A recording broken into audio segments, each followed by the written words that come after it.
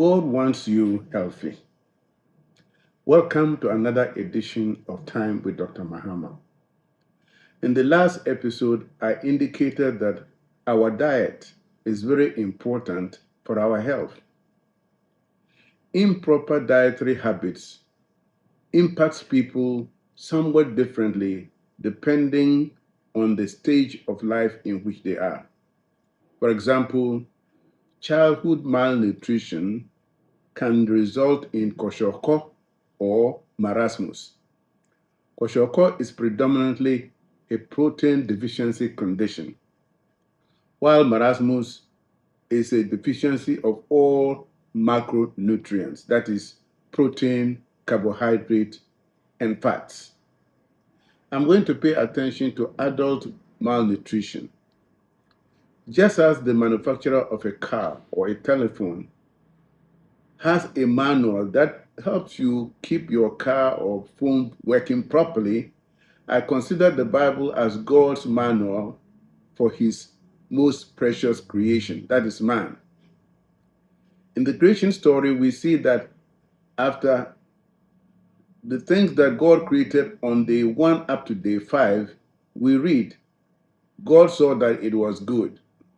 But after God created man on the 6th day of creation, we see in Genesis chapter 1, verse 31, using the NLT version, then God looked over all he had made, and he saw that it was excellent in every way.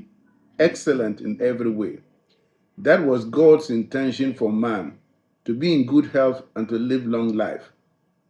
We know that from Adam's generation up to Noah's, people lived for hundreds of years. In addition to Adam's disobedience, which is described as the fall of man in Genesis chapter 3, man grieved God so much that he decided to wipe out the human race. But Noah, according to the Bible, was righteous before God. It was Noah and his family that God saved in the ark. God destroyed the human race by the flood. Now, God wants you in good health. There was an argument among the believers in Antioch where the followers of Jesus Christ were first called Christians.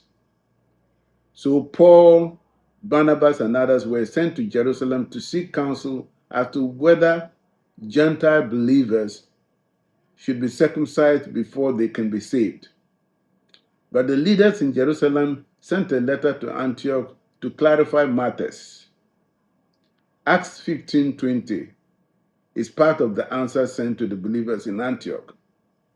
In Acts 15:20, the NLT version, we read, except that we should write to them and tell them to abstain from eating meat sacrificed to idols, from sexual immorality, and from consuming blood or eating the meat of strangled animals. In the next edition of Time with Dr. Mahama, I will explain in details the reason we should abstain from blood of strangled animals. But for now, I want you to know that God has a plan as to what we should eat and how we should eat it so that we'll be healthy. And we'll go into that in more details in further editions. For now, like and share with your family and friends, and stay tuned for subsequent editions of Time with Dr. Mahama. Thank you and for tuning in.